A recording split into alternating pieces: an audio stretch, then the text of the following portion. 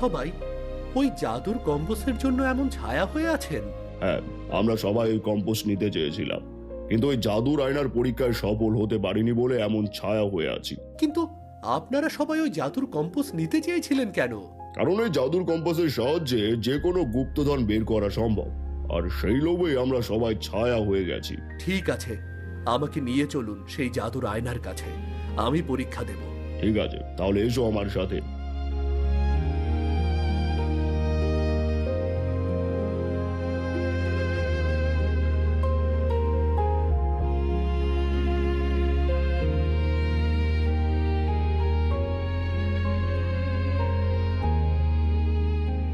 তার মানে এটাই সেই জাদুর আয়না। ঠিক আছে, বলুন আমাকে কি পরীক্ষা দিতে হবে? তোমাকে এই আয়নার সামনে দাঁড়িয়ে এমন সত্য কথা বলতে হবে যে সত্য তুমি আজ পর্যন্ত কাউকে বলনি। তবে মনে রেখো, ভুল করে সামান্য পরিমাণ মিথ্যা বললেও তোমাকে আমাদের মতো ছায়া হয়ে থাকতে হবে। বিনয় ছিল খুব সৎ। তার জীবনে তেমন কোনো লুকোনো কথা ছিল না যা সে জাদুর আয়নার সামনে দাঁড়িয়ে বলবে। তখনই বিনয়ের মনে পড়ে ছোটবেলার একটা ঘটনা। সে এক গরিব অসুস্থ ব্যক্তিকে সাহায্য করার জন্য তার বাবার পকেট থেকে না বলে কিছু পয়সা নিয়েছিল। এরপর বিনয় তার সেই ঘটনা আয়নার সামনে দাঁড়িয়ে বলতে থাকে। বিনয়ের কথা শেষ হতেই হঠাৎ জাদুর আয়না ভেঙে টুকরো টুকরো হয়ে যায়। আর জাদুর আয়না ভাঙার সঙ্গে সঙ্গে সেখানে থাকা সবাই তাদের অভিশাপ থেকে মুক্ত হয়ে আসল রূপে ফিরে আসে। তুমি পেরেছো আমাদের সবাইকে এই অভিশাপ থেকে মুক্ত করতে। তুমি সত্য বলায় আমরা এই অভিশাপ থেকে একেবারে মুক্ত হয়েছি। তাহলে এবার আমি জাদুর কম্পাস কিভাবে পাবো? তুমি এই ভাঙা আয়নার যে কোনো একটি টুকরো হাতে তুলে নাও।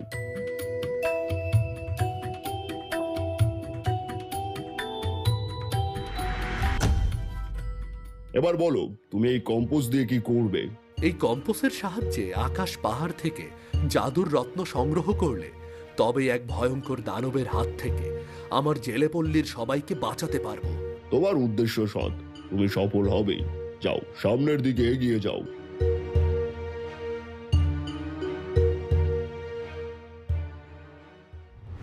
বিনয় ছায়ারাজ্যের সবাইকে অভিশাপ থেকে মুক্ত করে ঘুমন্ত রাজ্যের উদ্দেশ্যে বেরিয়ে পড়ে। এরপর দীর্ঘ পথ পাড়ি দিয়ে বিনয় ঘুমন্ত রাজ্যের মহলে গিয়ে পৌঁছায়। কিন্তু সেখানে কোনো মানুষ ছিল না, সেখানে শুধু অনেকগুলো মূর্তি দাঁড়িয়েছিল। এ কি, এই ঘুমন্ত রাজ্যতে কোনো মানুষ নেই, সব জায়গায় শুধু মূর্তি দাঁড়িয়ে আছে। তাহলে আমি এখন সেই জাদুর ঘোড়া কোথায় পাবো?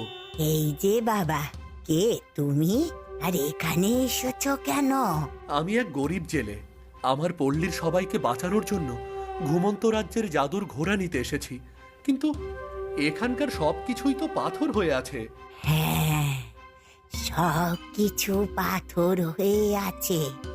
আর তুমি যে জাদুর ঘোড়া নিতে এসেছো, সেই জাদুর ঘোড়া এখানকার রাজকুমারীর কাছে রয়েছে। এই দেখো দেখো দেখো, রাজকুমারীও কেমন পাথর হয়ে আছে। তাহলে আমি জাদুর ঘোড়া কি করে পাবো? জাদুর ঘোড়া পেতে হলে প্রথমে তোমাকে রাজকুমারীকে ভালো করতে হবে। কিন্তু রাজকুমারীকে ভালো করতে গেলে তোমার প্রাণও চলে যেতে পারে। রাজকুমারীকে ভালো করতে আমাকে কি করতে হবে? অগ্নিঝর্ণা। রাজকুমারীকে ভালো করতে হলে অগ্নিঝর্ণার জল নিয়ে এসে রাজকুমারীর ওপরে ছিটিয়ে দিতে হবে। এই তবেই রাজকুমারী পাথর থেকে মানুষে পরিণত হবে। অগ্নিঝর্ণা? কিন্তু সেই অগ্নিঝর্ণা কোথায় আপনি জানেন? হ্যাঁ জানি, অগ্নিঝর্ণা এই মহলের পিছনেই আছে। কিন্তু প্রাণের ভয় থাকলে এখনই প্রাণ নিয়ে ফিরে যাও। না, আমি ভীতু নই, আমি সবার জন্য প্রাণ দিতেও প্রস্তুত। আপনি আমাকে নিয়ে চলুন সেখানে। বেশ, তাহলে চলো আমার সাথে।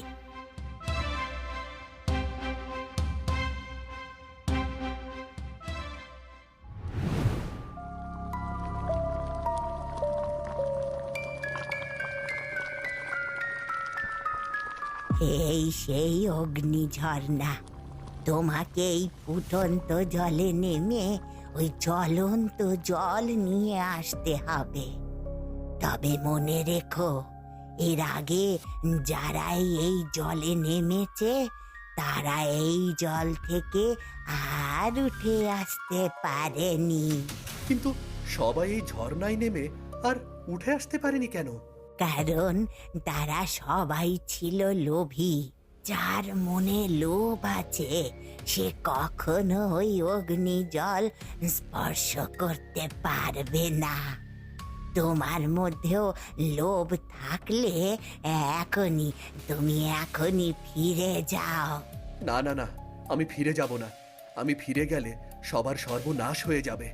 আমাকে চেষ্টা করতেই হবে, এতে আমার প্রাণ যায় যাবে। বিনয়ের মন সৎ হওয়ার কারণে অগ্নি ঝর্ণার ফুটন্ত জল বিনয়ের কিছুই করতে পারল না, যার ফলে বিনয় অতি সহজে অগ্নি জল নিয়ে ওপরে উঠে আসে। কিন্তু ওপরে উঠে বিনয় বৃদ্ধাকে আর কোথাও দেখতে পায় না। এ কি, বৃদ্ধা কোথায় গেল? তাহলে কি এই বৃদ্ধা কোনো মানুষ ছিল না? যাই হোক, আগে রাজকুমারীকে ভালো করতে হবে।